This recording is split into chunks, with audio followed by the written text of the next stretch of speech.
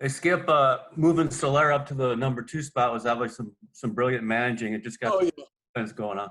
yeah, it was all the move.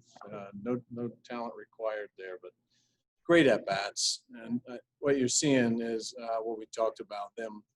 All the guys kind of getting adjusted to the spin. I mean, you could tell they were picking it up. I saw Jorge recognize and lay off some pitches that just wasn't necessarily seen in Cleveland. I think it's just going to keep getting better the more they see it. But man, it put together some really good at bats. Good to see the ball jump off of his. But just man, just so proud of this group. You get down, you give up a 5 spot.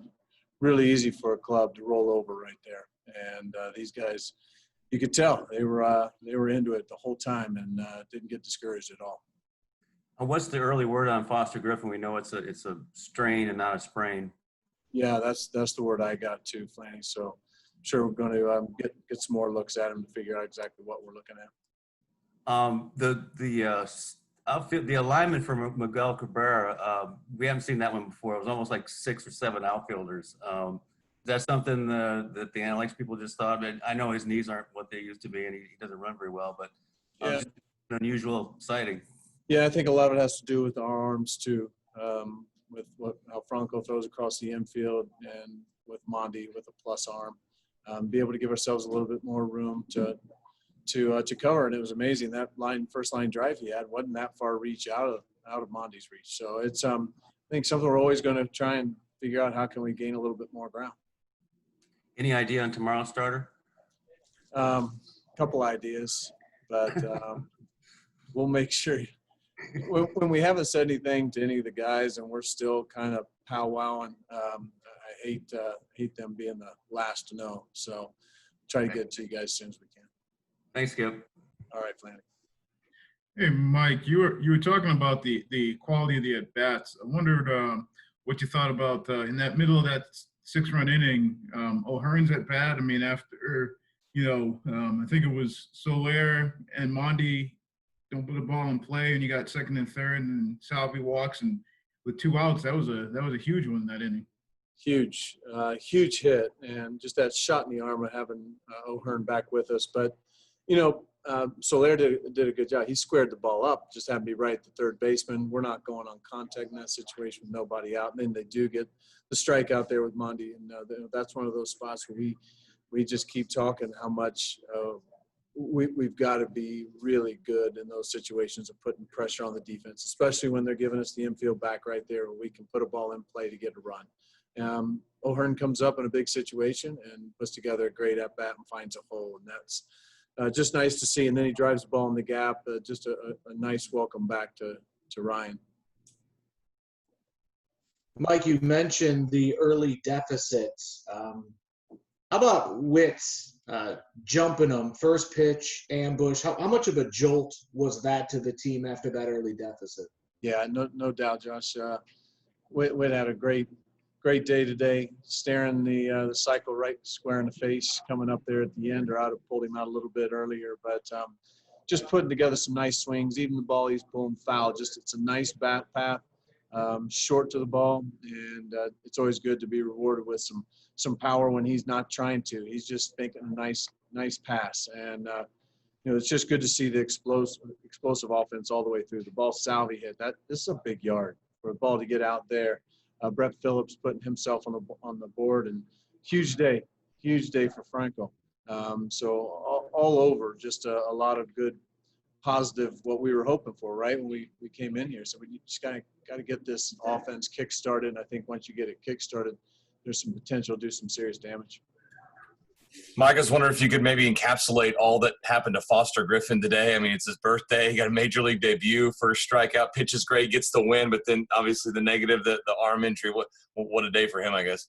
Yeah, and I think he was, he was a little distraught after the game with, he's been so healthy his whole career. He works so hard. This guy's so disciplined on how he treats himself and takes care of his body. And, it's one of those peaks and valleys all in the same day where you get that, not just your debut, you strike out a very good hitter on your very first at bat, first guy you face.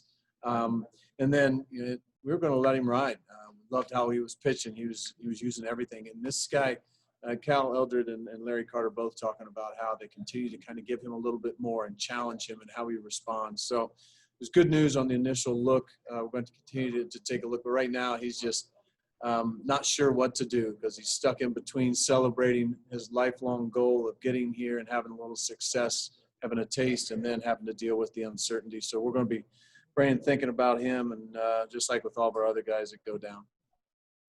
Hey, Mike, it looked like Salvi noticed something with Foster and kind of, I don't know if he brought it to your attention or not.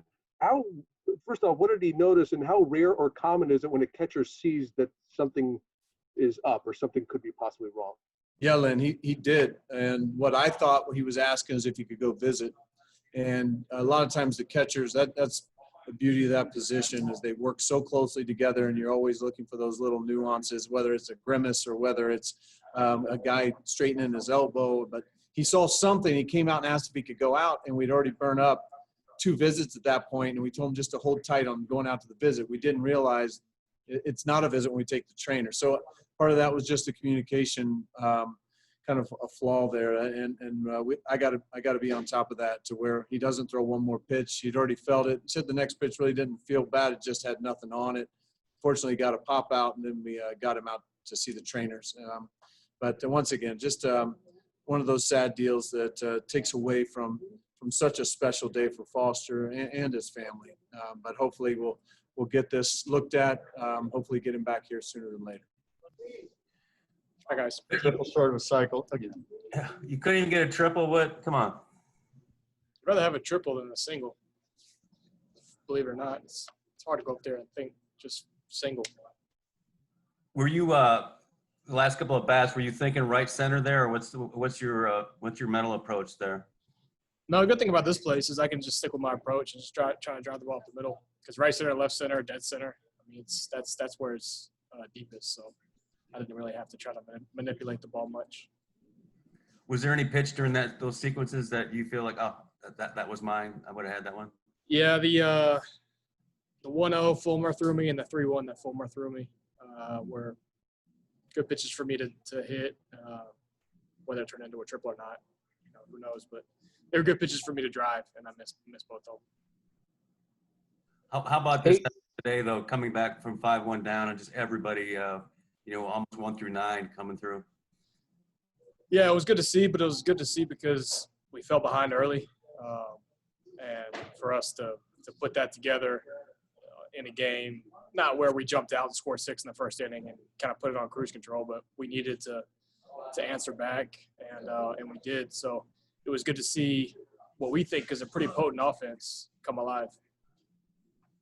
It's what? Yeah, Mike's talked about that a bunch. He believes that you guys can do things like that. Actually doing it is the important part. So, I mean, is that something you think you can build on as an offense, kind of get that feel going up and down the lineup? I think so. I mean, early in the season, if you get off to a little bit of a slow start or you go a couple games without really doing something, you start pressing and start sort of trying to get that first hit or first homer or drive your first ball. So for majority of our offense to come alive today, I think sort of puts guys sort of at ease and can just kind of sit back and go play their game now. Which you have a cycle in college or in the minors? No, I never had one at any level. So come close sometimes, which means I've had some good games. So I'll just try to keep coming close and hopefully scratch it across. Everybody good? Sure. Thanks, Whit. Thanks, guys. He'll lead off with a triple tomorrow. So. Just take us through the emotions, the highs and lows of what your day's been like. Obviously, highs would be making the debut, 100%. Getting a win was huge. I mean, I'm glad the team was able to pull it out. I mean, that was a slugfest by the offense. Pretty impressive there. Just came in to try and do what I could. Obviously, the lows was coming out of injury. No one wants to do that. So. What did Nick tell you afterward? Just going to shut down for a little while? Or is there going to be any more tests or yeah, I'll be reevaluated tomorrow. Initially, thinks it could be a arm strain, but obviously we don't know until further evaluation. And possibly an MRI when we get back to Kansas City or something like that. So that's as far as I know. That's all I know. How's it feel right now? It's tough to say.